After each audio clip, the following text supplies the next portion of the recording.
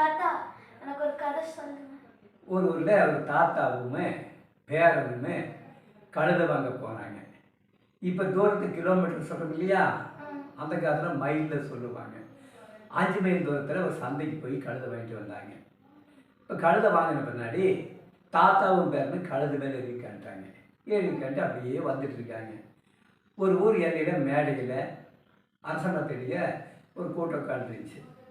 அவங்க இவங்க விசாரிக்கிறாங்க. அப்புறம் எல்லா விவரங்களும் சொல்கிறாரு.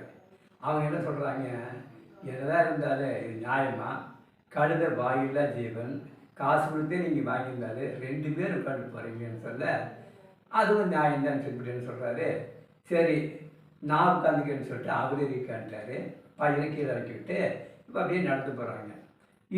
ஒரு வெயில் தூரம் போனோடனே அங்கே ஆலமரத்துலேயும் 4 பேர் உட்காந்துருந்தாங்க. அவங்க விசாரிக்கிறாங்க.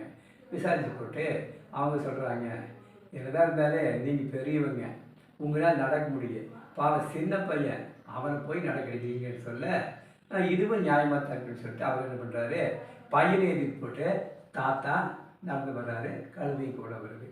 இன்னும் கொஞ்சம் தூரம் போனோடனே அங்கே 4 பேர் இவங்க விசாரிக்கிறாங்க. இவங்களே விவரம் சொல்கிறாங்க. அப்போ என்னதான் இருந்தாலும் தம்பி நீ சின்ன பையன், அவர் பெரியவர், அவரை போய் நீ நடக்கடிச்சு கூட்டி வர்றீங்க, அதனால் நீ நடந்து வா அவர் வரட்டுன்னு சொல்ல, ஏன்னா வண்ண ரொம்ப போச்சு, எதை செஞ்சாலும் சொல்கிறாங்கன்னு சொல்லி போட்டு இப்போ 2 பேரும் இறங்கி நடந்து போகிறாங்க. கொஞ்சம் நடந்து போகிறோன்னே அந்த ஊர் இலையில் ஒரு 10 பேர் உட்காந்துருந்தாங்க. விசாரிக்கிறாங்க. இவரும் சொல்கிறாரு.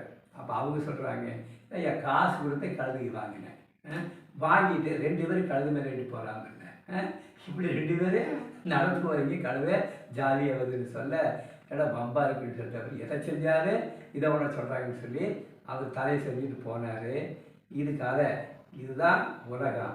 எதை செஞ்சாலும் இதோ ஒன்று சொல்லிக்கிட்டே இருப்பாங்க. ஆக நாம் என்ன செய்யணும்னு சொன்னோன்னா, நமக்கு மனசாட்சி தான் வழிகாட்டி, நேர்மையும் உண்மையும் தான் வழிகாட்டி.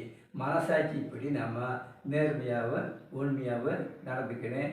உலகம் எதை வேணாலும் சொல்லு, அதை நம்ம இன்னொன்று சீர்தூக்கி ஆராய்ந்து பார்த்து உண்மையும் நேர்மையுமா மனசாட்சிப்படி நடக்கணுங்கிறது தான் இந்த கதை. நன்றி.